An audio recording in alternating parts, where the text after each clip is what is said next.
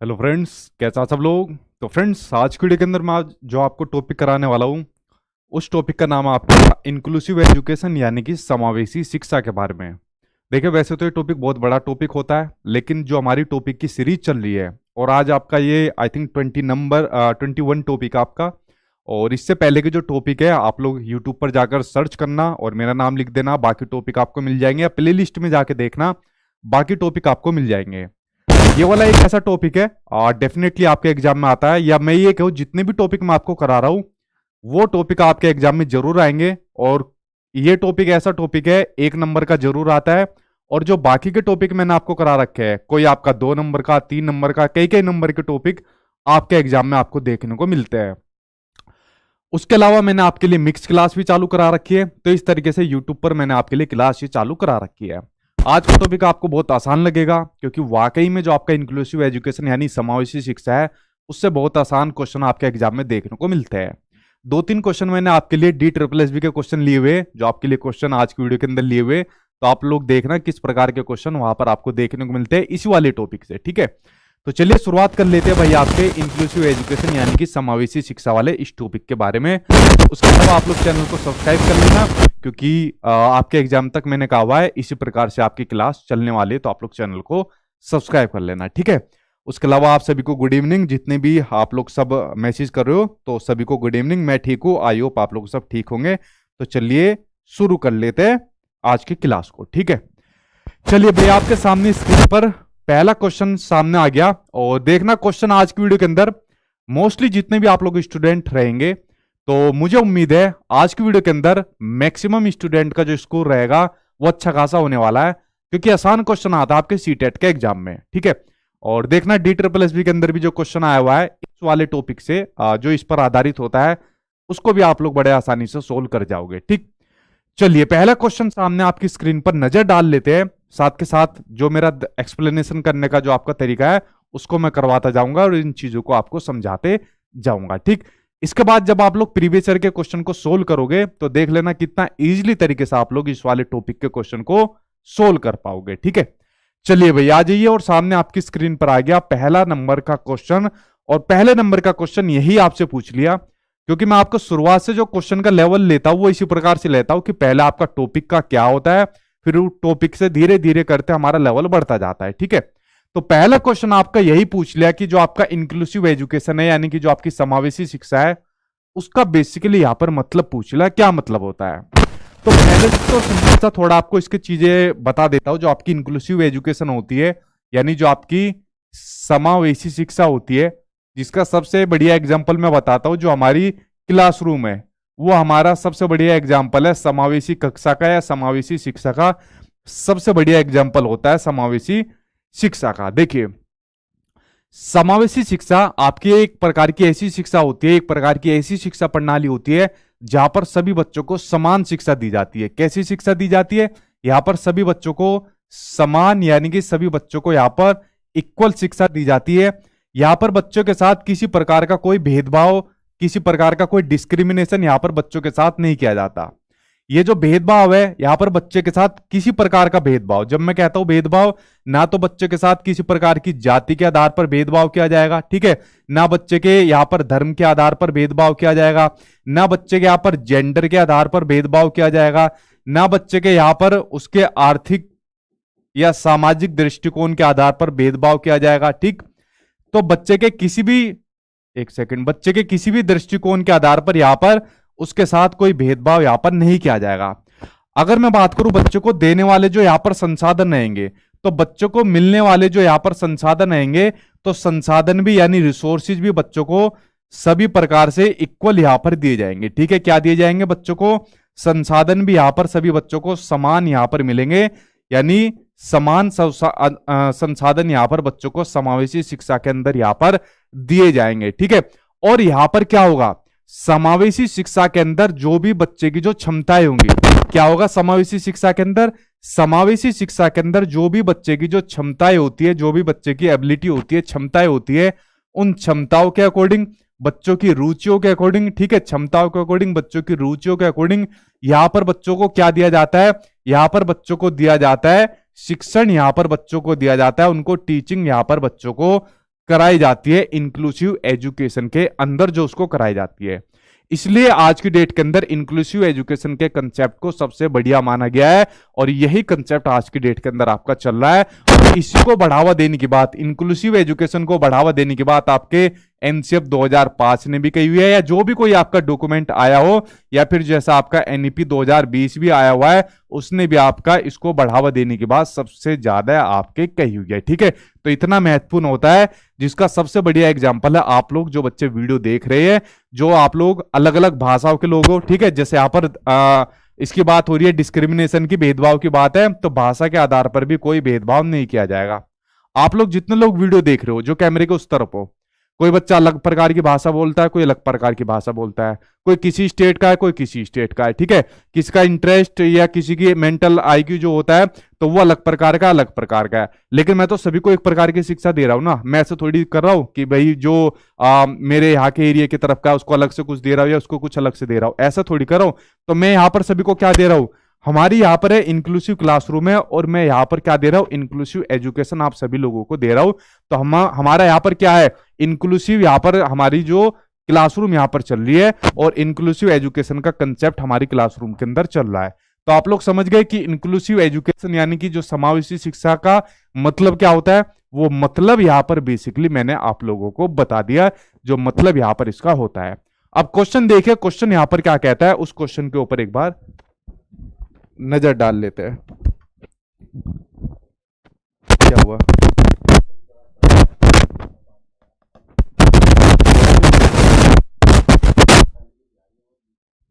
अच्छा एक सेकंड हो गया, आवाज बताइए मेरी सही आ रही है नहीं।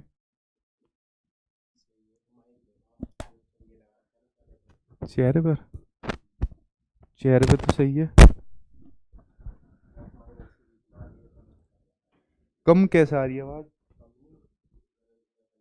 अब देखो, अब बोल, मोबाइल में चेक कर, एक सेकंड रुको भाई, चेक कर लेते हैं आवाज को। अब सही आ रही है आवाज, एक बार चेक करो, सही आ रही है। एक सेकंड रुको भाई, चेक कर लेते हैं आवाज, सही तो आ रही है मेरे वाले में। अब सही आ रही है आवाज, नहीं सही आ रही है आवाज, ठीक है। हाँ चलो अब देखते हैं क्या इसका ऑप्शन, देखते हैं एक बार। विविध जरूरतों वाले विद्यार्थियों को अलग अलग स्कूल में पढ़ाना, बिल्कुल नहीं। देखिए जो आपकी इंक्लूसिव एजुकेशन होती है, इसमें आपके सभी प्रकार के विद्यार्थी आ जाते हैं, चाहे आपके सामान्य विद्यार्थी हो, ठीक है, चाहे आपके सामान्य विद्यार्थी हो, चाहे इसमें आपके क्या हो, दिव्यांग विद्यार्थी हो, चाहे इसमें आपके दिव्यांग विद्यार्थी हो, चाहे इसमें आपके क्या हो, चाहे इसके अंदर आपके प्रतिभाशाली विद्यार्थी हो, तो सभी प्रकार के विद्यार्थी आपके सामान्य स्कूल में आ जाते हैं। तो विविध जरूरतों वाले विद्यार्थियों को अलग अलग स्कूलों में नहीं भेजा जाता, सभी को एक ही स्कूल के अंदर शिक्षा यहाँ पर प्रदान की जाती है, ठीक है। सही है वो शाम ऑडिबल है सर, ठीक है। शुरुआत करते हैं। एक ऐसी स्कूली व्यवस्था स्थापित करना जहां सभी विद्यार्थियों की जरूरतें पूरी हो सके, तो क्या हो जाएगा, ऑप्शन के अकॉर्डिंग पहला आंसर यहां पर आपका सही हो जाएगा, ठीक। आवाज ठीक है ना अब, हाँ चलिए ठीक है, हाँ बता दिया करो आप लोग, ठीक। तो दूसरा आंसर अभी तक ठीक हो जाएगा। स्टूडेंट को उनके प्रदर्शन के आधार पर अलग अलग समूह में बांटना, ग्रुपिंग नहीं करनी कभी भी, कि उनकी परफॉर्मेंस के आधार पर ग्रुप में बांट दिया, जैसे हमको बांट दिया जाता था, जिनके नंबर बढ़िया आ गए तुम हमारे खास चेले हो, स्टूडेंट के को कहा जाता था टीचर्स के द्वारा, उनको अपने पास बैठा लिया, उनको ज्यादा तवज्जो दी। जिनके कम नंबर आते तो जय एवरेज देते, चल जा तुम थोड़ी कुछ बनोगे, ठीक है। ऐसे ग्रुपिंग नहीं करनी। स्टूडेंट्स को स्कूल में दाखिला देकर उस पर स्कूली व्यवस्था में समायोजित होने का भार डालना, आज की डेट में बच्चों के ऊपर किसी प्रकार का भार नहीं डालना, ठीक है। ये बात आपको समझनी है, आंसर आपका सेकंड सही हो जाएगा, ठीक है। बढ़ते अब आपके सामने नेक्स्ट क्वेश्चन की ओर। अगला क्वेश्चन ये रहा आपके सामने स्क्रीन पर। विशिष्ट आवश्यकताओं वाले बच्चे, यानी बात हो रही है यहां पर CWSN की बात हो रही है, चिल्ड्रन विद स्पेशल नीड की बात हो रही है। वे बच्चे जिनको स्पेशल नीड की आवश्यकता होती है, विशिष्ट आवश्यकता की जरूरत यहाँ पर होती है, ठीक है। मैं भी क्या कह रहा हूँ, विशिष्ट आवश्यकता की जरूरत होती है। यहाँ पर विशिष्ट जो बच्चे होते हैं उनको जहां पर स्पेशल नीड की जरूरत होती है, उन वाले बच्चों की यहाँ पर बात हो रही है। इसके अंदर सभी प्रकार के बच्चे इसके अंदर भी देखने को मिल जाते हैं। जैसे मैंने कहा, अगर कोई मान लीजिए दिव्यांग बच्चा है इसके अंदर, ठीक है, जैसे मान लीजिए कोई दिव्यांग बच्चा है तो उसको यहाँ पर स्पेशल नीड की यहाँ पर जरूरत पड़ेगी, वो इसके अंदर यहाँ पर आ जाएगा। मान लीजिए अगर कोई प्रतिभाशाली बच्चा भी है, कौन है, अगर मान लीजिए कोई प्रतिभाशाली बच्चा भी है, तो वो भी इसके अंदर यहाँ पर आ जाएगा, क्योंकि जो प्रतिभाशाली बच्चा होता है ना, वो हमारे देश की धरोहर होती है, तो उसको हमको कुछ अलग से संसाधन देने चाहिए, जो कि यहाँ पर क्या होते हैं, एक प्रकार से नहीं मिल पाते हैं। ठीक, तो उसको अलग से कुछ और यहाँ पर टीचिंग के कुछ यहाँ पर संसाधन देने चाहिए, कुछ और रिसोर्सेज देने चाहिए, ताकि सामान्य बच्चों से अलग उनको चीजें दी जा सके, ताकि वो आगे बढ़ सके। ठीक, उसके अलावा दिव्यांग के अलावा यहाँ पर कौन हो सकते हैं, यहाँ पर अगर किसी प्रकार की कुछ अक्षमता है, ठीक है, अगर किसी प्रकार की बच्चे के अंदर अक्षमता है, जो आपकी लर्निंग डिसेबिलिटी होती है, तो यहाँ पर आपका वो भी इसके अंदर आ जाएगा। ठीक है, तो अगर इस प्रकार के आपके चिल्ड्रन विद स्पेशल नीड वाले आपका ग्रुप है, तो उनकी जरूरतों को ध्यान में रखने के लिए कौन सा दर्शन शास्त्र का आपको पालन करना चाहिए। ठीक है, कौन सी आपको दर्शन शास्त्र का पालन करना चाहिए वो आपको बताना है। उनको पृथक्करण करके, आगे मुझे पढ़ना ही नहीं है, इनको पृथक्करण करने की बात कर दी, सेग्रेशन करने की बात कर दी। देखिए, जहां पर भी इस प्रकार के बच्चों का सेग्रेशन करने की बात आ गई, प्रतिभाशाली बच्चों को एक केस में अलग कर सकते हो। जैसे मान लीजिए क्रिस फिल्म के अंदर ऋतिक रोशन था, तो प्रतिभाशाली बच्चा था, तो उसको हम अलग करके पढ़ा सकते हैं, उसको अलग किसी और दूसरे देश में भेज दिया, किसी और दूसरे कॉलेज में भेज दिया, क्यों, प्रतिभाशाली बच्चा है। मान लीजिए अगर कोई दिव्यांग बच्चा है, तो दिव्यांग बच्चों को हम थोड़ी भेज सकते हैं, हीन भावना बेचारे के अंदर आ जाएगी। अगर किसी के अंदर मान लीजिए लर्निंग डिसेबिलिटी है, उसको किसी और दूसरे के अंदर थोड़ी भेज सकते हैं, बच्चे के अंदर हीन भावना आ जाएगी।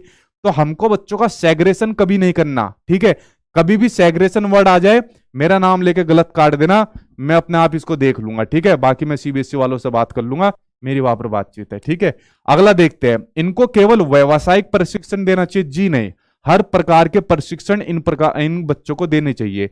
तो केवल व्यावसायिक आ गया, तो इसलिए इसको गलत काट दो। ठीक है, अगला ऑप्शन देखो, इन्हें समावेशी शिक्षा का हक है। बिल्कुल सही बात है, ताकि वे सामान्य स्कूलों में भी पढ़ सके, एक साथ समावेशित रूप से पढ़ सके। तो आंसर नंबर 3 यहां पर आपका अभी तक सही हो जाएगा। इनको किसी प्रकार की शिक्षा की जरूरत नहीं है। अच्छा जी, ऑप्शन ने जिसने बनाया है उसी को जरूरत है सारी। ठीक है, तो आंसर आपका 3 सही हो जाएगा।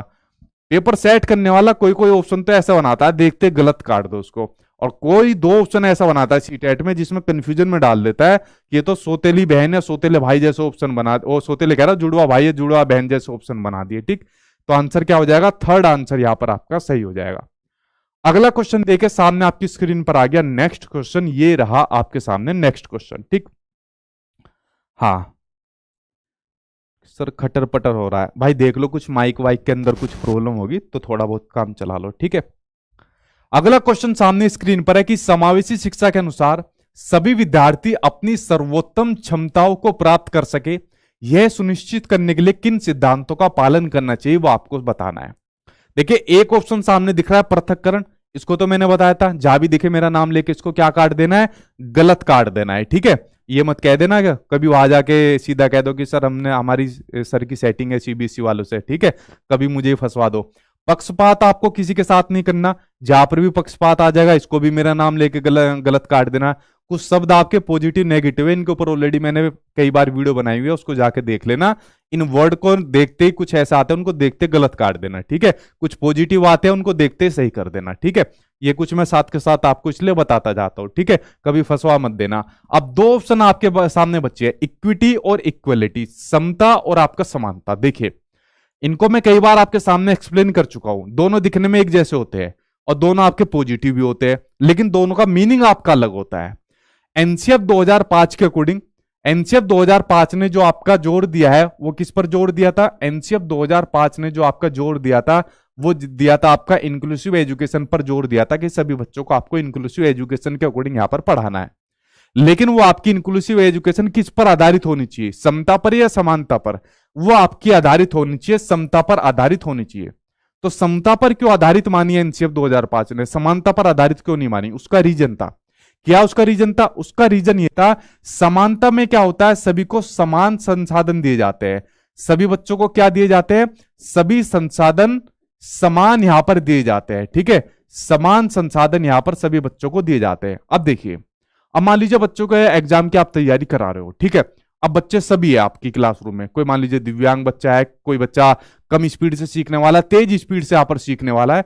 तो आप सभी बच्चों को समान संसाधन दे रहे हो, सबको एक समान स्पीड से पढ़ा रहे हो, सभी बच्चों को यहां पर टीएलएम समान दे रहे हो, और भी जो स्कूल के अंदर या आपको और सब चीजें मिल रही है वो समान चीजें दे रहे हो। तो आप तो अपना फर्ज निभा रहे हो एक टीचर का कि भाई मैंने तो सभी को समान दिए, मेरी कोई गलती थोड़ी है इसमें, तो आपने तो अपना काम ठीक करा, यही तो टीचर को करना चाहिए। आपने किसी बच्चे के बीच में भेदभाव नहीं करा, तो आपने तो समानता का अपना कॉन्सेप्ट निभा दिया। जब आपने सभी बच्चों को समान संसाधन दे दिए, लेकिन फिर भी बच्चा अपने गोल को अचीव नहीं कर पाया, फिर भी बच्चा अपने पेपर को पास नहीं कर पाया, क्यों पास नहीं कर पाया? उसका रीजन था, क्या रीजन था? जो बच्चा कम स्पीड से चीजें सीख रहा है उसको भी आपने वही संसाधन दिया, जो बच्चा तेज स्पीड से सीख रहा है उसको भी आपने सेम वही संसाधन दिया या उसी कंसेप्ट से पढ़ाया, तो तेज स्पीड से सीखने वाला पास हो जाएगा, कम स्पीड से सीखने वाला फेल हो जाएगा। तो आपको जो संसाधन देना चाहिए, जो आपको टीचिंग करानी चाहिए थी, वो आपको बच्चों की एबिलिटी के अकॉर्डिंग करानी चाहिए थी, उनकी योग्यता के अकॉर्डिंग करानी चाहिए थी। क्या करानी चाहिए थी?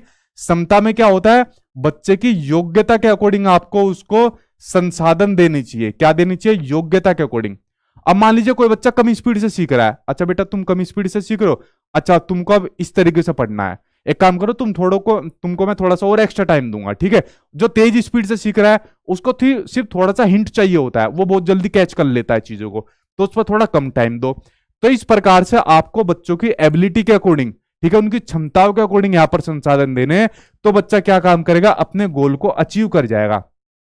तो बढ़िया कौन सा हुआ दोनों में? समानता बढ़िया हुआ, समता बढ़िया हुआ? समता बढ़िया हुआ ना। तो इसलिए एनसीएफ 2005 ने इंक्लूसिव एजुकेशन को समता पर आधारित माना कि उनकी योग्यताओं के अकॉर्डिंग आप उनको शिक्षण दीजिए, ना कि समानता के आधार पर उनको आप शिक्षण प्रोवाइड कराइए। तो आपको इक्विटी को आपको हमेशा बेहतर मानना है, ना कि आपको इक्वलिटी को बेहतर मानना है, ठीक है। आई होप आप लोग इस आंसर को समझ गए होंगे, ठीक। चलिए बढ़ते अब आपके सामने नेक्स्ट क्वेश्चन की। ये रहा आपके सामने नेक्स्ट क्वेश्चन, ठीक ठीक है भाई, ठीक है। अगला क्वेश्चन आपके सामने आ गया, एक ऐसा समावेशी वातावरण बनाने के लिए जिसमें विविध सामाजिक और आर्थिक परिवेशों से आने वाले विद्यार्थियों को सफल रूप से समावेशित किया जा सके, निम्न में से किसे बढ़ावा दिया जाना चाहिए?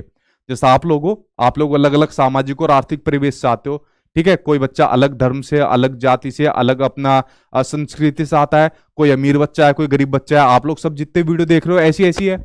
अब आप लोगों को समावेशित करना है कि ताकि आप लोग अपने एग्जाम को पास कर जाए, तो आप एज ए टीचर किसको बढ़ावा देना चाहिए? ठीक है, ये क्वेश्चन तो मेरे लिए आ गया, ठीक है, ये आप लोगों के लिए भी बनता है। विविधता के प्रति सम्मान करना चाहिए भाई। अगर विविधता के प्रति सम्मान नहीं करूंगा, और मान लीजिए मैं अपने किसी कल्चर को, अपनी जाति को, या अपनी साइड वाले जो बच्चे हैं उनको कह दूं, अरे तुम मेरी साइड को, तुमको ज्यादा प्यार करूंगा, ये तो दूसरे स्टेट के, इनको नहीं करूंगा, तो दूसरे स्टेट वाले बच्चे क्या कहेंगे? छोटा बच्चा तो हीन भावना का शिकार हो जाएगा। आप बड़े वाले क्या कहेंगे? अरे तुमको अभी बताई जाए तुमको अभी सबक सिखाते हैं, लो अभी कमेंट में बकते हैं तुम्हें, ठीक है। तो विविधता के प्रति सम्मान देना चाहिए। क्या देना चाहिए? सम्मान देना चाहिए, ताकि उनकी क्या हो सके? सेल्फ स्टीम, यानी कि जो उनकी आत्म जो सम्मान होता है वो बढ़ सके। क्या हो सके? उनका आत्म सम्मान को बच्चों का बढ़ाया जा सके, ठीक है। आत्मसम्मान को बच्चों का बढ़ाया जा सके, ठीक है। तो उनकी विविधता के प्रति उनको सम्मान देना चाहिए, उनकी मातृभाषा को सम्मान देना चाहिए, इसलिए मातृभाषा पर ज्यादा फोकस यहां पर किया गया है, ठीक है। अगला है, व्यक्तिगत विभिन्नताओं के प्रति उदासीनता होना चाहिए, इग्नोर करना चाहिए उनकी व्यक्तिगत विभिन्नताओं को, इंडिविजुअल डिफरेंसेस को हमेशा महत्वपूर्ण यहां पर मानना चाहिए। तो ये उदासीनता नहीं रखनी चाहिए। प्रदर्शन उन्मुख लक्ष्यों पर केंद्रित करना चाहिए, परफॉर्मेंस ओरिएंटेड गोल्स पर ध्यान रखना चाहिए। मैं कहता हूं आपके जो गोल्स है वो परफॉर्मेंस की जगह मास्टरी आप लोग उसके अंदर करिए।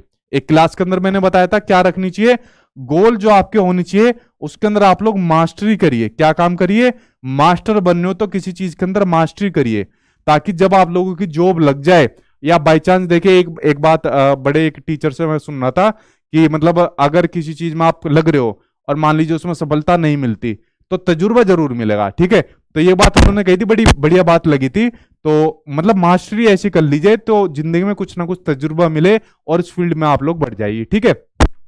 उसके अलावा लचीला पाठ्यक्रम, तो करिकुलम आपका कैसा होना चाहिए? लचीला पाठ्यक्रम होना चाहिए। जैसा मान लीजिए आप लोगों के लिए मैं पढ़ा रहा हूं, आपको ये मेथड मेरा समझ में नहीं आया, मैं कहूंगा अच्छा चलो ठीक है दूसरे मेथड से आपको पढ़ाता हूं, ठीक है। तो ऐसा पाठ्यक्रम होना चाहिए ऐसे बच्चों के लिए जो इस परिवेश से आते हो। तो आपका पहला और चौथा यहां पर आपका सही हो जाएगा, ठीक है। चलो बढ़ते अब आपके सामने नेक्स्ट क्वेश्चन की ओर। अगला क्वेश्चन ये रहा आपके सामने स्क्रीन पर, इसके ऊपर नजर डालते हैं नेक्स्ट क्वेश्चन के ऊपर, ठीक है।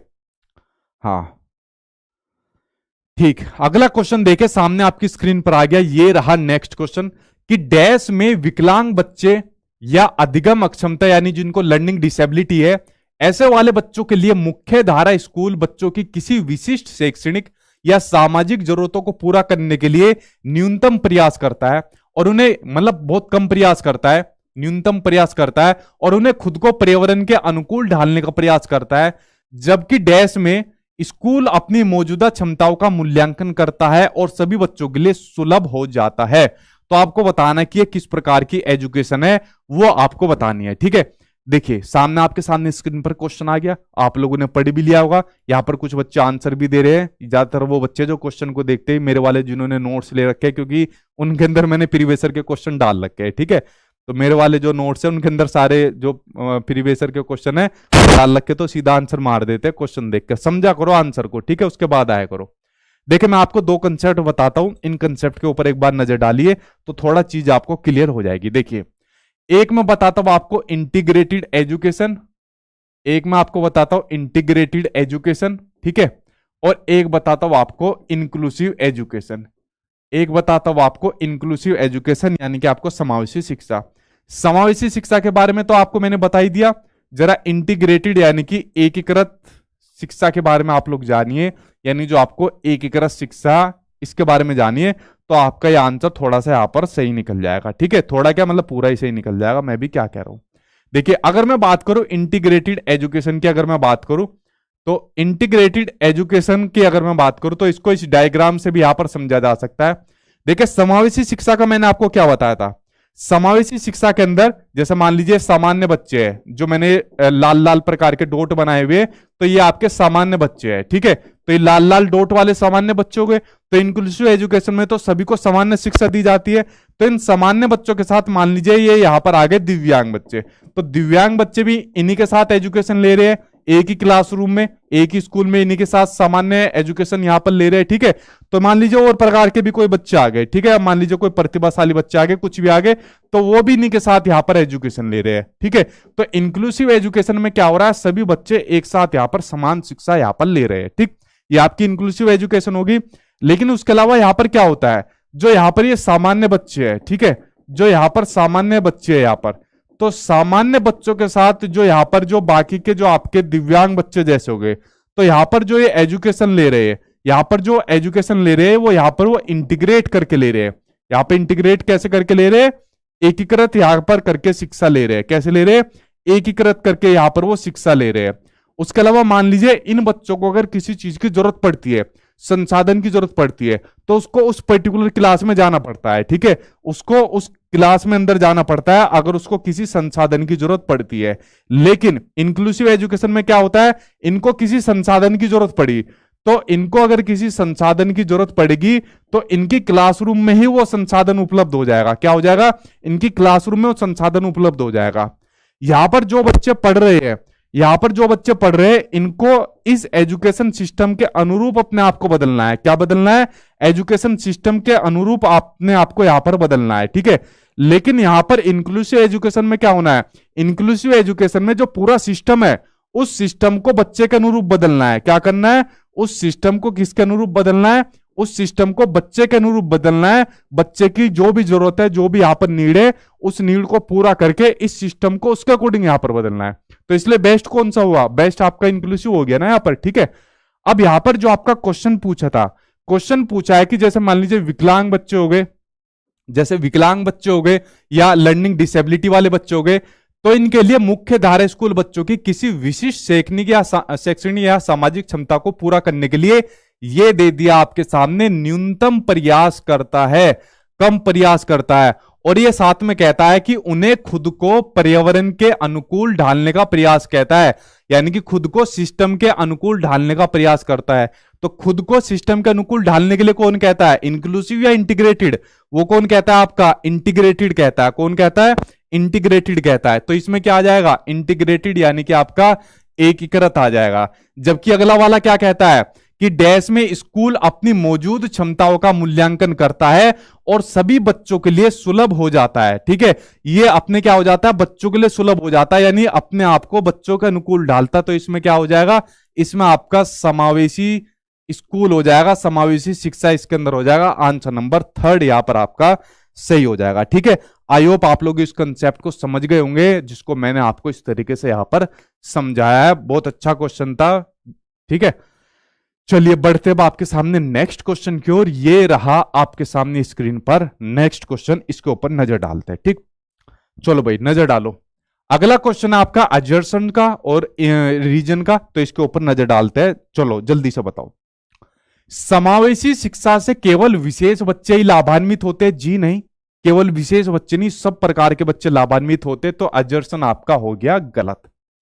इसमें रीजन यानी तर्क दिया है कि समावेशी शिक्षा का जो कंसेप्ट है इस दर्शन पर आधारित है कि केवल कुछ ही बाधिता वाले शिक्षार्थियों की जरूरतों को पोषित किया जाए। जी नहीं, केवल कुछ ही नहीं, सभी बच्चों को पोषित किया जाए। दोनों ही गलत दे दिए इस बार तो। क्या है? दोनों ही गलत है। तो ए और आर दोनों गलत है। कहा है भाई? आंसर फोर्थ हो जाएगा कि ए और आर क्या है, दोनों ही यहां पर आपके गलत है। ठीक है, चलिए अगले के ऊपर बढ़ते हैं। नेक्स्ट क्वेश्चन देखिए क्या कहता है, इसके ऊपर एक बार नजर डालते हैं। ये रहा आपके सामने नेक्स्ट क्वेश्चन। बहुत अच्छा क्वेश्चन है और इसके ऑप्शन में से क्वेश्चन बनते हैं आपके एग्जाम के अंदर। ठीक है, ऑप्शन बड़ा महत्वपूर्ण है इसके ऊपर नजर डालो।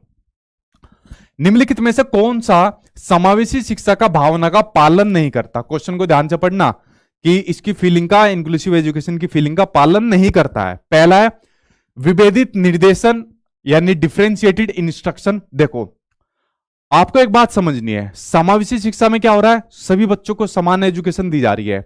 लेकिन एक बात बताइए, जैसे अगर अलग अलग प्रकार के बच्चे हैं, अलग अलग प्रकार के इंडिविजुअल डिफरेंसेस देखने को मिलता है किसके अंदर, इंक्लूसिव एजुकेशन के अंदर। लेकिन अगर आप उनको पढ़ाना है तो सिर्फ एक तरीके से पढ़ाओगे या अलग अलग तरीके से उनको पढ़ाओगे? अलग अलग तरीके से पढ़ाओगे ना, कि बेटा आपको ये चीज समझ में नहीं आ रही, अच्छा आप धीमे सीखते हो, चलो आपको इस तरीके से पढ़ाऊंगा। आप तेज पढ़ने वाले बच्चों, चलो आपको इस तरीके से पढ़ाऊंगा। अच्छा बेटा आपकी आंखों में दिक्कत है, चलो कोई बात नहीं, मैं आपको टीएलएम का यूज कराऊंगा, आपको बोर्ड पर चीजें दिखा दूंगा। अच्छा आपको देखने की दिक्कत है तो मैं आपको सुनने वाली चीजें दिखा दूंगा, उसके माध्यम से आपको सिखा दूंगा। तो आपको जो इंस्ट्रक्शन रखने पड़ेंगे वो डिफरेंशिएटेड इंस्ट्रक्शन रखने पड़ेंगे। और ये आपको किस में हेल्प करता है? ये आपको हेल्प करता है इंक्लूसिव एजुकेशन के कंसेप्ट को पूरा करने के लिए आपका हेल्प करता है। ठीक है, जो डिफरेंशिएटेड इंस्ट्रक्शन रहता है कि जहां पर हर बच्चे के अकॉर्डिंग आपको अलग अलग प्रकार का इंस्ट्रक्शन रखना पड़ेगा। एक ही प्रकार का इंस्ट्रक्शन रखोगे वो सभी बच्चों के लिए यूजफुल नहीं होगा। अलग अलग बच्चे के लिए अलग अलग प्रकार के इंस्ट्रक्शन, अलग अलग प्रकार के मेथड आपको यहां पर क्लासरूम के अंदर रखने पड़ेंगे, तभी आपका इंक्लूसिव एजुकेशन का कंसेप्ट यहां पर पूरा हो जाएगा। समझ गए? ये बड़ा महत्वपूर्ण रहता है आपकी इंक्लूसिव एजुकेशन के कंसेप्ट के लिए। दूसरा आपका यूनिवर्सल डिजाइन फॉर लर्निंग, यानी कि सार्वभौमिक डिजाइन रखना है लर्निंग के लिए। देखो जब आप लोग टीचर बन जाओगे तो जब आप लोगों ने कोई चैप्टर सोच लिया कि यार मुझे बच्चों को ये वाला चैप्टर पढ़ाना है, तो चैप्टर पढ़ाते वक्त ये सोच लेना यार मेरी क्लास में तो राहुल भी है, सोनू भी है, रीना भी है, ये भी है, वो भी है, तो यार उनको तो पढ़ने में दिक्कत आती है ये वाला चैप्टर। ठीक है, कोई वो आराम से सीखते हैं, उसकी आंख में दिक्कत है, पैर में दिक्कत है। तो आपको इस प्रकार से अपने उसको प्लानिंग करनी है चैप्टर की कि उसको पूरी क्लासरूम को आप अच्छे तरीके से समझा सको। ठीक है, तो इस प्रकार से आपको डिजाइन करना है सिखाने के लिए, ताकि सारी क्लासरूम को आप उसको सिखा सको। तो तभी आपका इंक्लूसिव एजुकेशन का कंसेप्ट पूरा हो जाएगा। आपको बच्चों को कभी लेबलिंग नहीं देनी। ठीक है, कोई लेबल नहीं देना, जैसे हमको लेबलिंग मिलती थी स्कूल के अंदर। ठीक है, अरे तू तो गधा है, ठीक है तेरे बस की कुछ नहीं हो पाएगा। तो कभी लाया क्लासरूम में फर्स्ट, क्या क्या लेबलिंग मिलती थी आप लोगों को बताओ जरा, क्या क्या लेबलिंग मिलती थी? जैसे मैं कभी गाँव के लोग स्कूल होते हैं ना, सरकारी स्कूल, पता उसमें क्या लेबलिंग देते हैं? अरे हीरालाल के खड़ा हो जा, ठीक है, या अरे कांता के तू खड़ा हो जा। ठीक है, नाम से ही, माँ बाप के नाम से ऐसे बुलाते हैं। तो ऐसे कभी लेबलिंग नहीं देनी, तो कभी जिंदगी में पास नहीं हो पाएगा। ठीक है, या तो बेवकूफ है, गधा है, ऐसे लेबलिंग बच्चों को कभी नहीं देनी।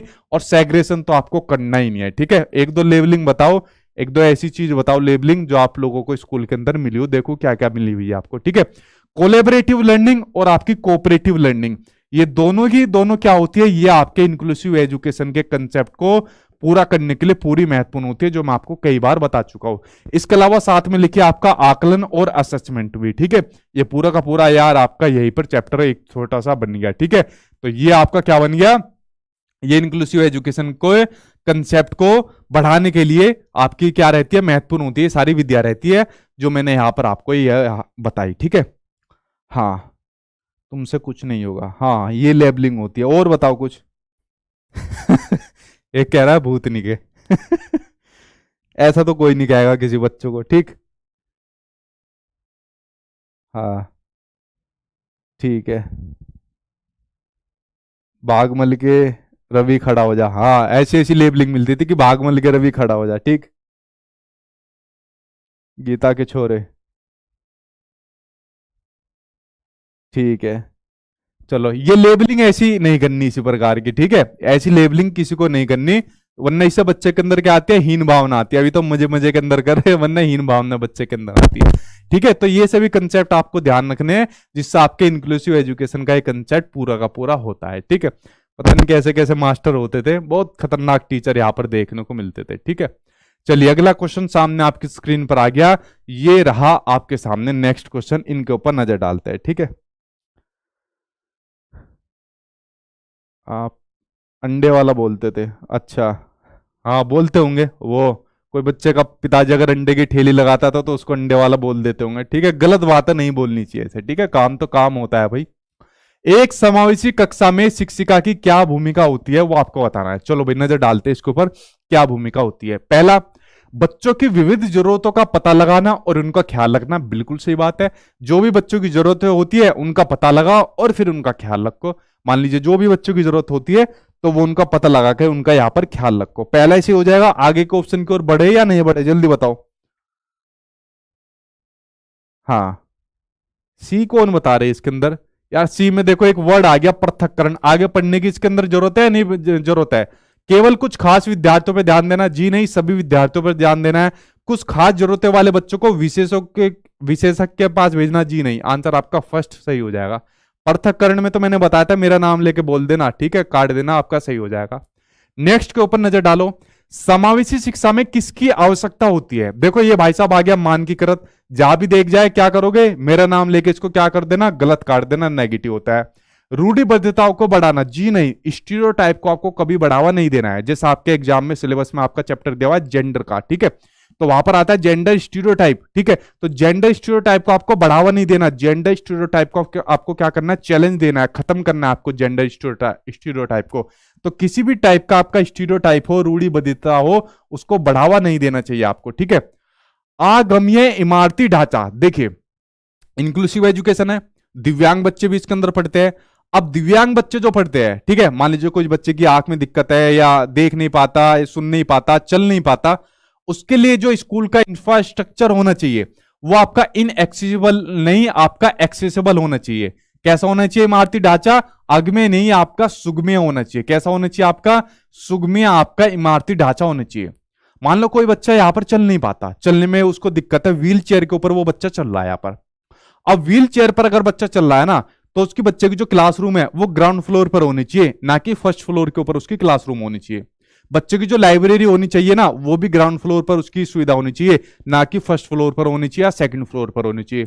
बच्चों के लिए जो टॉयलेट वगैरह की व्यवस्था होनी चाहिए ना, वो भी उसकी आवश्यकताओं के अकॉर्डिंग वहां पर स्पेशल टॉयलेट वहां पर उपस्थित होने चाहिए।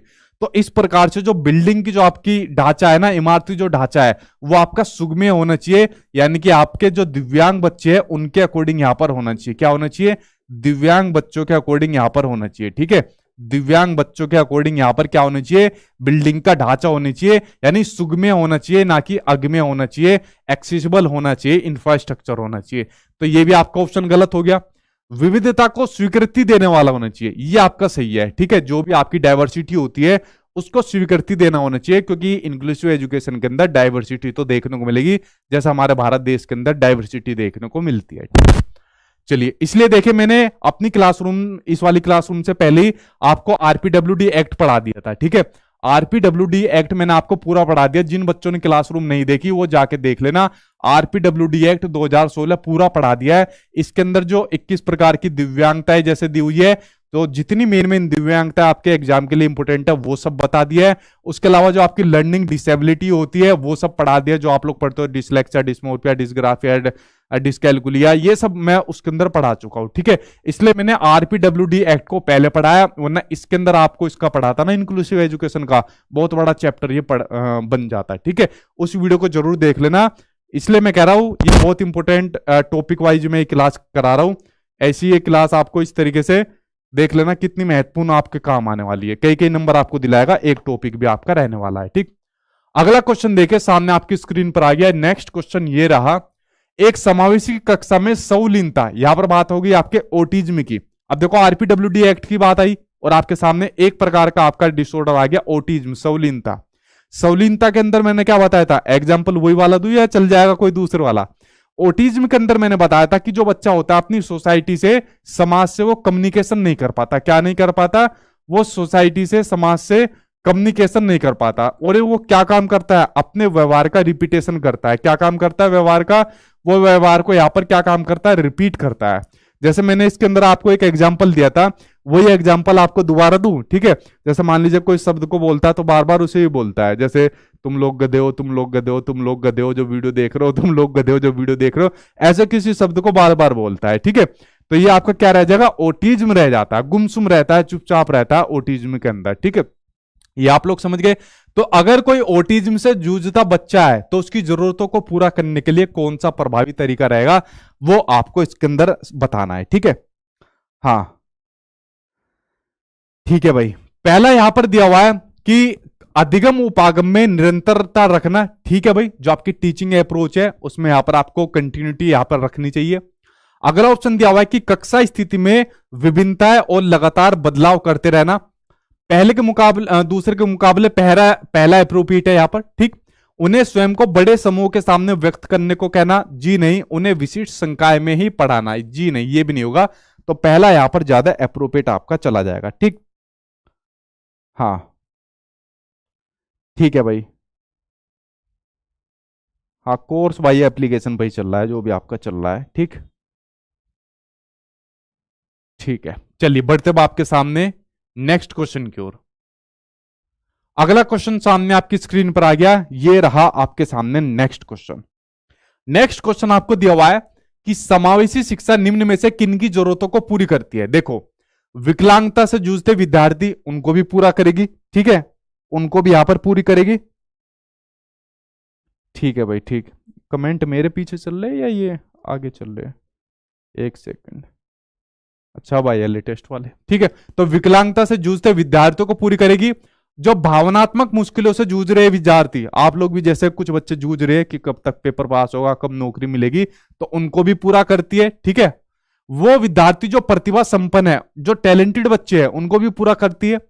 निम्न सामाजिक आर्थिक स्तर से आने वाले विद्यार्थियों की भी, वीडियो की स्टार्टिंग में जब मैंने आपको इंक्लूसिव एजुकेशन के बारे में बताई थी, मेन चीजें, तो ये सारी चीजें मैंने उसके अंदर लगभग आपकी क्लियर कर दी थी।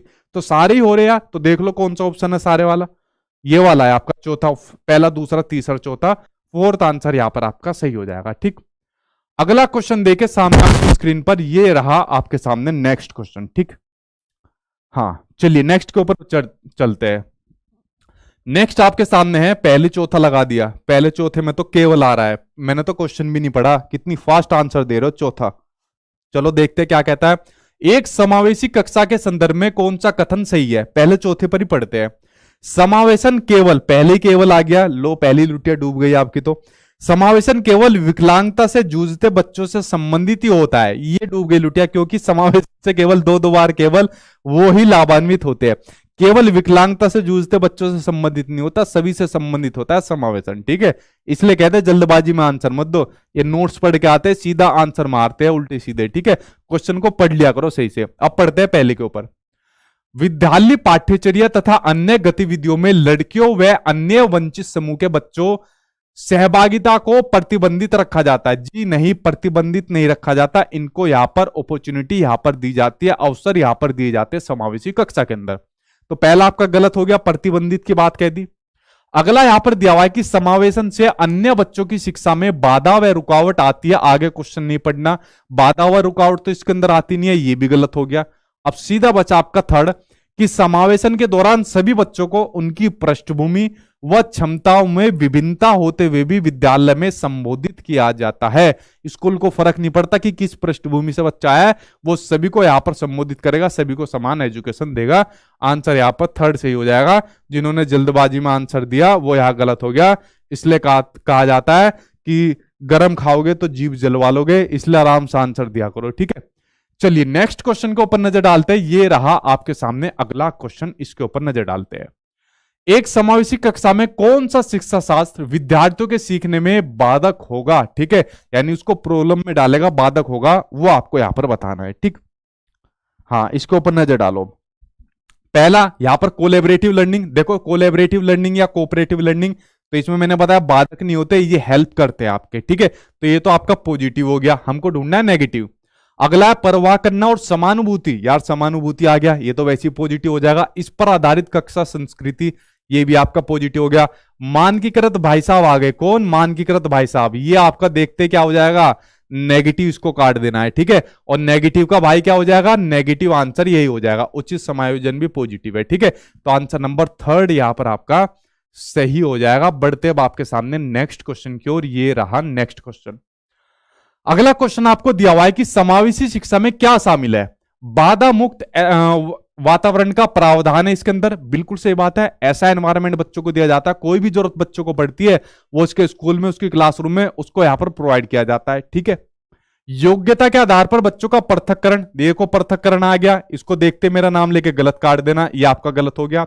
बच्चों की पहचान कर उनका उपयुक्त मानकीकरण, देखो मानकीकरण आ गया, इसको भी मेरा नाम लेके गलत काट देना। पाठ्य पुस्तकीय अनुभवों व शिक्षा शास्त्रीय रणनीतियों में लचीलापन होना चाहिए, बिल्कुल सही बात है। जहां पर भी फ्लेक्सिबिलिटी हो, चाहे टीचर के पढ़ाने के अंदर, टेक्स्ट बुक के अंदर, चाहे करिकुलम के अंदर फ्लेक्सिबिलिटी की बात आ जाएगी, वो आपका हमेशा क्या हो जाएगा, पॉजिटिव हो जाएगा। तो पहला और चौथा आंसर यहां पर आपका सही हो जाएगा, ठीक है। चलिए बढ़ते आपके सामने नेक्स्ट क्वेश्चन की ओर। इसके बाद आपके कुछ क्वेश्चन DSSB का आने वाले हैं, उन क्वेश्चन के ऊपर एक बार नजर डालना, क्योंकि सीटेट के अंदर तो ये बड़े आसान आसान से क्वेश्चन आपको देखने को मिलता है, ठीक है। नेक्स्ट क्वेश्चन आपके सामने दिया हुआ है, एक शिक्षक एक समावेशी कक्षा में विशेष योग्यता वर्ग वाले अधिगमकर्ताओं की आवश्यकताओं को किस प्रकार से बता सकता है या उनको संबोधित कर सकता है, ठीक है। विशेष योग्यता वाले बच्चों की, ठीक। चलिए बात करते हैं। आप लोगों में से बहुत से बच्चे हैं जिनके अंदर विशेष योग्यता है, ठीक है। वो किसी के अंदर कोई स्किल है, मान लीजिए पढ़ाई में उसका मन नहीं लग रहा है, लेकिन स्किल के अंदर उसका मन है, और स्किल के अंदर बहुत बच्चे नाम कमा जाते हैं। किसी का पढ़ाई के अंदर मन लगता है और बहुत अच्छा अच्छा स्कूल लाते हैं, बहुत जल्दी गवर्नमेंट जॉब भी ले जाते हैं। तो इस प्रकार के बहुत सारे लर्नर्स यानी कि अधिगमकर्ता हमारी क्लासरूम के अंदर भी ऐसे मौजूद होंगे। तो एज ए टीचर वो उनको किस प्रकार से संबोधित कर सकता है वो आपको बताना है। अगर उनका आकलन करना है, असेसमेंट करना है, तो पेपर पेंसिल टेस्ट का प्रयोग करें।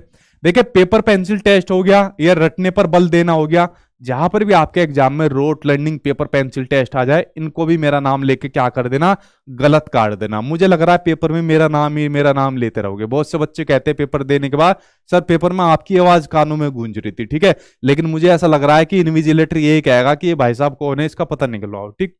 विद्यार्थियों को निर्देश देने के लिए एक रूप तरीके का प्रयोग करना।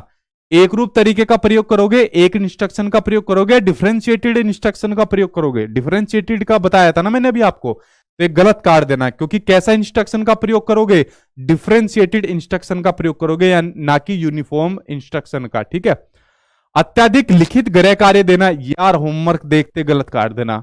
जहां होमवर्क और असाइनमेंट देने की बात आ जाए वो गलत काट देना। आज की डेट के अंदर क्या हो रहा है, आज की डेट के अंदर जहां बच्चों को अपना डिस्कवरी लर्निंग के माध्यम से चीजें सिखाई जाए, किसके, डिस्कवरी लर्निंग के माध्यम से सिखाई जाए, जहां बच्चा ऑब्जर्वेशन के माध्यम से चीजों को सीखे, जहां बच्चा लर्निंग बाय डूइंग के माध्यम से सीखे, ठीक है, जहां पर बच्चा इन एक्टिविटी के माध्यम से सीखे, वो सबसे बढ़िया तरीका रहता है। ये सब आपका होमवर्क असाइनमेंट ये हमने खूब झेल लिया, अब बच्चों को ये चीजें नहीं झेलवानी, इसको देखते गलत काट दो। बचा भाई आपके सामने फोर्थ, कि प्रत्येक विद्यार्थियों के अधिगम के सशक्त पक्षों पर एवं कमजोरियों के विश्लेषण के आधार पर विशिष्ट अधिगम उद्देश्यों को विकसित करना। आंसर आपका फोर्थ सही हो जाएगा, ठीक है। चलिए बढ़ते अब आपके सामने नेक्स्ट क्वेश्चन की ओर।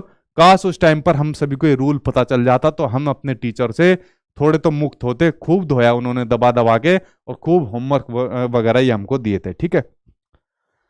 हाँ चलिए बढ़ते अब आपके सामने नेक्स्ट पर। सर मैंने पहले दिया था इसका आंसर, अच्छा भैया वेरी गुड, आपने अगर पहले दिया तो। अगला क्वेश्चन आपके सामने, एक समावेशी संस्था में एक सर्वे बाधित विद्यार्थी है, ठीक है, यानी जिसको सुनने से संबंधित यहां पर दिक्कत है, एक आपकी इंक्लूसिव क्लासरूम में, तो उसकी शिक्षा के लिए निम्नलिखित में से कौन सी रणनीति प्रभावी नहीं होगी, वो आपको बताना है। पहला, वीडियो चलचित्रों के प्रदर्शन में उप शीर्षकों का इस्तेमाल करना। देखो वीडियो से संबंधित कोई भी टीएलएम का यूज करो, वो बढ़िया रहेगा, क्योंकि उसको सुनने में दिक्कत है, तो दिखाने वाली ये टीएलएम का यूज करो। पढ़ाते हुए अभिव्यक्ति, शारीरिक गतिविधियों और संकेतों का इस्तेमाल करो, बिल्कुल ठीक है। अगर सुन नहीं सकता तो उसके सामने मूवमेंट करो, अपनी फिजिकल मूवमेंट करो, ठीक है, ये भी तरीका ठीक है। ये दोनों तो पॉजिटिव है भाई आपके, हमको नेगेटिव ढूंढना है। मौखिक संप्रेषण के साथ साथ शाब्दिक चित्रित संप्रेषण का इस्तेमाल। फंस जाता भी क्वेश्चन आपका अगर चित्रित संप्रेषण का इस्तेमाल नहीं होता, ठीक है।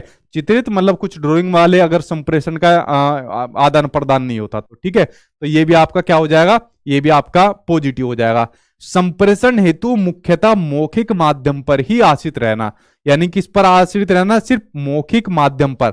जब बच्चा सुन ही नहीं सकता तो मौखिक माध्यम का क्या काम करेगा, बोलने पर, ठीक है। तो ये आंसर आपका नेगेटिव हो जाएगा और नेगेटिव का भाई आंसर आपका नेगेटिव हो जाएगा, ठीक है। चलिए बढ़ते अब आपके सामने नेक्स्ट क्वेश्चन की ओर, और इसके बाद आपके 2-3 क्वेश्चन DSSB के ऊपर नजर डालेंगे। नेक्स्ट क्वेश्चन आपके सामने ये रहा स्क्रीन के ऊपर, ठीक है। हाँ भाई 18 का डी अरे क्वेश्चन 17 चल रहा है, ये कौन आया भाई 18 का डी, नाम तो देखो इसका जरा, कहा गया ये है वर्षा कुमारी। इतनी एडवांस भाई, क्वेश्चन तो अभी 17 चल रहा है, 18 का डी कैसे बता दिया इतनी आगे, ठीक। अच्छा इनसे पूछो, सारे बच्चे पूछो कि इनके किस किस के एग्जाम पास हो जाएंगे। चलिए अगला क्वेश्चन देखते, सामने आपकी स्क्रीन पर हो गया। देखो कुछ बच्चे पूछ रहे होंगे जो बारकोड लगाया, ये बारकोड असल में यार इसलिए लगाया हुआ है क्योंकि मेरे नाम से पूरे इंडिया के अंदर क्या हो रहा है, फेक किताबें निकाली जा रही है, फेक नोट्स बेचे जा रहे हैं, फेक मेरा कोर्स बेचा जा रहा है, ठीक है। और मतलब काफी जगह पर खूब रोकथाम कर ली लेकिन नहीं हो रहे, ठीक है। तो मेरे नाम का खूब मिसयूज हो रहा है, दुनिया भर के चैनल बने हुए, तो अपनी तरफ से जितनी भी मतलब सिक्योरिटी होती है वो लगाते हैं लेकिन फिर भी काम नहीं बनता।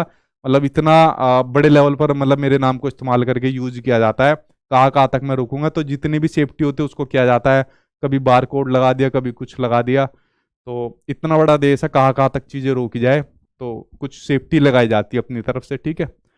आदमी जो भी होता है वो मेहनत करने को तैयार नहीं, वो सोचता है बस चीजों को कॉपी करे और अगले का नाम यूज करे और फैला दे चीजों को, ठीक।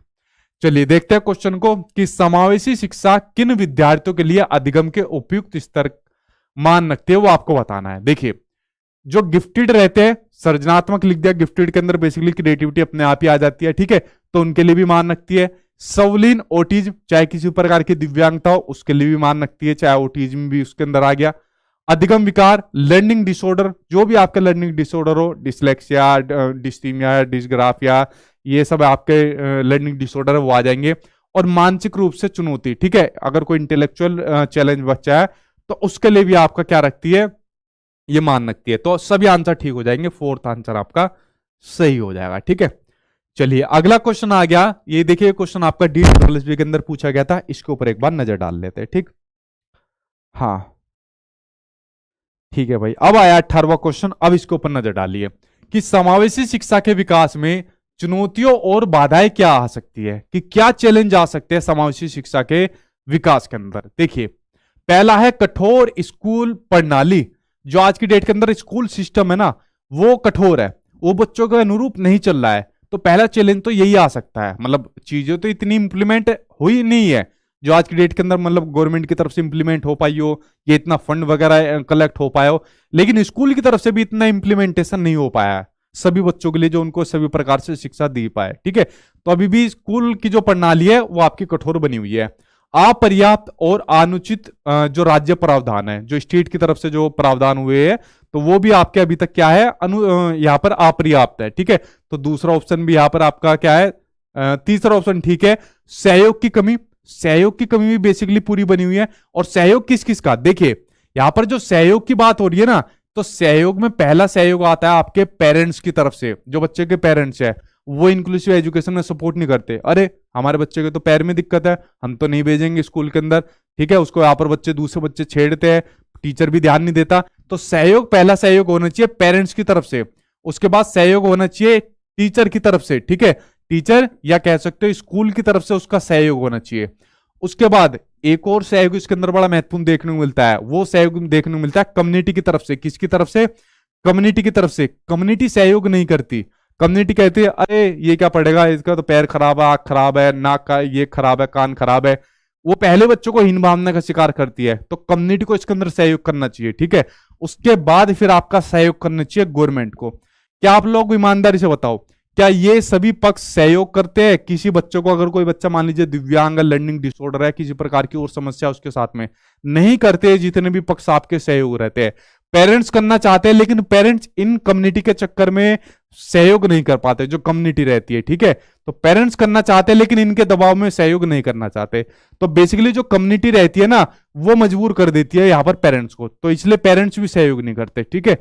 उसके अलावा ये क्या हो जाएंगे, तीनों ही सही हो जाएंगे आपके, क्या हो जाएंगे, ए पहला दूसरा और तीनों ही यहां पर आपके सही हो जाएंगे, ठीक है। हाँ भाई, चलिए बढ़ते अब आपके सामने नेक्स्ट क्वेश्चन की। अगला क्वेश्चन आपके सामने ये रहा स्क्रीन के ऊपर। क्वेश्चन आपको दिया हुआ है कि भारतीय शिक्षा प्रणाली में निम्न में से किस प्रकार के बच्चे बहिष्करण के यानी एक्सक्लूजन के, ठीक है, एक्सक्लूजन के जोखिम में है, यानी जो इंक्लूसिव एजुकेशन की जो शिक्षा व्यवस्था है उसके अंदर शामिल नहीं है, बाहर है उसके अंदर, ठीक है। क्या है, इस शिक्षा व्यवस्था के अंदर आपका बाहर है, इस वाली शिक्षा व्यवस्था के अंदर जो मैंने यहां पर आपको बताई, एक्सक्लूजन बताई आपको, ठीक है। यहां पर जो मैंने आपको बताई एक्सक्लूजन, जो मैंने आपको बताई, इस वाली से आपके क्या है, ये बच्चे यहां पर बाहर है, ठीक है। यहां पर इस वाली से जो आपके सामान्य बच्चे मैंने कौन से कलर के बताए थे, रेड वाले कलर से सामान्य बच्चे बताए थे, और इन सामान्य बच्चों से ये वाले बच्चे कौन होते हैं, ये वाले बाहर होते हैं, कौन होते हैं, ये इस प्रकार से यहां पर बाहर होते हैं। ये जो एक्सक्लूजन होता है, बहिष्करण होता है, ठीक है। और ये कोई भी हो सकते हैं, ये कोई भी हो सकते हैं, ये यहां पर मान लीजिए कोई दिव्यांग बच्चा भी हो सकता है, ठीक है। ये मान लीजिए कोई लर्निंग डिसऑर्डर से संबंधित बच्चा हो सकता है, लड़कियां हो सकती है, ठीक है। ये किसी भी प्रकार के यहां पर कोई बच्चा हो सकता है जो आपके एक्सक्लूजन में होता है। अब यहां पर क्वेश्चन पूछा है कि भारतीय शिक्षा प्रणाली में किस प्रकार के बच्चे बहिष्करण के जोखिम में, वो आपसे यहां पर पूछ लिया, ठीक है। तो पहला है विकलांग बच्चे, दिव्यांग बच्चे, जो मैंने आपको बताया, बच्चियां यानी लड़कियां वो भी हो सकती है, तो दोनों हो सकती है। आंसर आपका ए बी दोनों से हो जाएगा, देख लो कौन सा आपका, both A and B answer आपका सही हो जाएगा, ठीक है। हाँ, चलिए बढ़ते हैं आपके सामने नेक्स्ट क्वेश्चन, और ये हमारा लास्ट क्वेश्चन है, इंक्लूसिव एजुकेशन फिर हमारा कंप्लीट हो जाएगा। और आरपीडब्ल्यूडी एक्ट को देख लेना, वहां पर आपके लर्निंग डिसेबिलिटी और डिसऑर्डर मैंने पूरे बताए हुए, किस प्रकार से फिर उनका समावेशन ये सब होता है, वो सब हो रखा है हमारा, ठीक है। अगला क्वेश्चन आपके सामने स्क्रीन पर आ गया कि समावेशी शिक्षा के बारे में निम्नलिखित में से कौन सा कथन सत्य है, वो आपको बताना है। वर्तमान वातावरण को बदलना, देखो कितनी कमी है, ठीक है, सपोर्ट नहीं मिलना, और उसके अलावा गवर्नमेंट की तरफ से सपोर्ट नहीं मिलना, ये सब चीजें जो है, जो एनवायरमेंट अभी करंट के अंदर चल रहा है, स्कूल की तरफ से सपोर्ट नहीं मिलना, इस सिनेरियो को बदलना, ठीक है। तो ये आपका क्या है, ये ठीक है कि वर्तमान वातावरण को बदलना, डिफरेंशिएटेड इंस्ट्रक्शन, विभेदित जो शिक्षण होता है, इन विधियों का इस्तेमाल होना, तो ये भी ठीक है भाई, इन विधियों का इस्तेमाल होना। इसके अलावा कौन सी बताई, collaborative learning, cooperative learning, peer tutoring, उसके अलावा जो असेसमेंट होता है वो यहां पर बच्चों के साथ करना चाहिए, इन विधियों का यहां पर इस्तेमाल करना चाहिए। तो ये भी दोनों आंसर यहां पर आपके सही हो जाएंगे। और यहां पर चैप्टर आपका कर दिया मैंने भाई ये पूरा का पूरा खत्म। अरे ये क्या गया, ठीक है, तो चैप्टर हो गया यहां पर आपका ये खत्म, चैप्टर हो गया। और कल मिलता हूं फिर आपसे दूसरी क्लास में, कोई क्वेश्चन या सवाल है पूछिए और अपना स्कोर बताइए कि कितना आपका स्कोर हुआ है। वीडियो पसंद आए तो लाइक और शेयर कर देना और चैनल को सब्सक्राइब कर लेना। इसी प्रकार से आपकी क्लास डेली चलती रहेगी 8 PM, ठीक। और बाकी जो बच्चे जल्दी जल्दी आंसर दे रहे थे, अगर आप लोग उनको देना है तो जैसे सारे सब्जेक्ट एक साथ डिटेल में पढ़ने हैं तो Sachin academy official play store से आप लोग इसको ऐप को डाउनलोड करके वहां से लिख सकते हो। सारे सब्जेक्ट अगर आपको एक साथ में पढ़ने हैं विद कंटेंट के साथ, नोट्स हो, प्रीवियस क्वेश्चन हो या चाहे एनसीईआरटी वगैरह हो, ठीक। पूछे आपका क्या सवाल है, क्या क्वेश्चन है, मैं उसका एक एक करके आंसर दे देता हूँ, ठीक। हाँ, आंसर आज आप लोगों के सही आएंगे ज्यादातर के, क्योंकि टॉपिक आप लोगों का अच्छा था, ठीक है। सर जी आप बहुत सुंदर आकर्षक पढ़ाते हो, अच्छा ठीक है भाई, थैंक यू। नहीं, नोट्स अलग से नहीं लेने, इसी के अंदर है, और प्रीवियसर क्वेश्चन भी इसी के अंदर है, वो सब इसी के अंदर रहते हैं, अलग से प्रीवियसर क्वेश्चन नहीं लेने, ठीक। ठीक है, हाँ उसमें मॉक टेस्ट भी इसी के अंदर है भाई आपका, ठीक। मैंने कहा ना कुछ अलग से नहीं लेने, और मॉक टेस्ट में आपके ऑनलाइन वाले क्वेश्चन नहीं है। हाँ संस्कृत की भी करवा दूंगा, ठीक। ठीक है भाई, इंग्लिश की भी करवाता हूँ।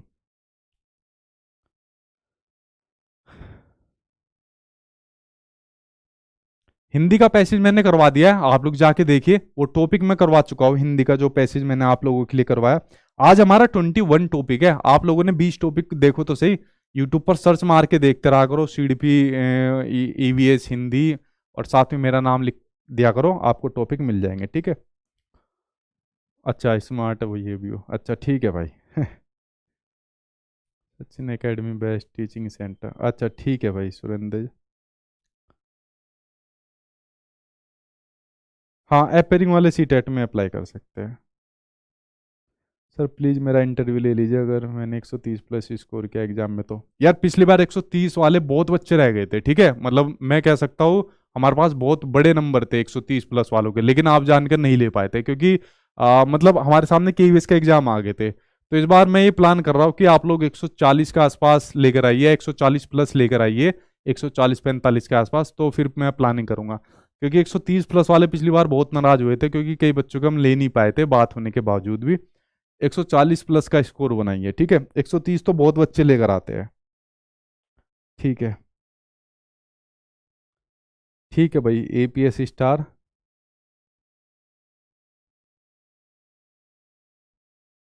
हाँ एपी इंक्लूसिव एजुकेशन को डिफाइन कर दीजिए। अरे सारा तो बता दिया, पूरी क्लास खत्म होगी, शुरू से देखना क्लास को, आप बाद में जुड़े हो। चलो ठीक है फ्रेंड्स, मिलता हूँ 8 बजे, तब तक पढ़ते रहना, ध्यान रखना, किसी और दूसरी क्लास को कल कराऊंगा। Good night, take care.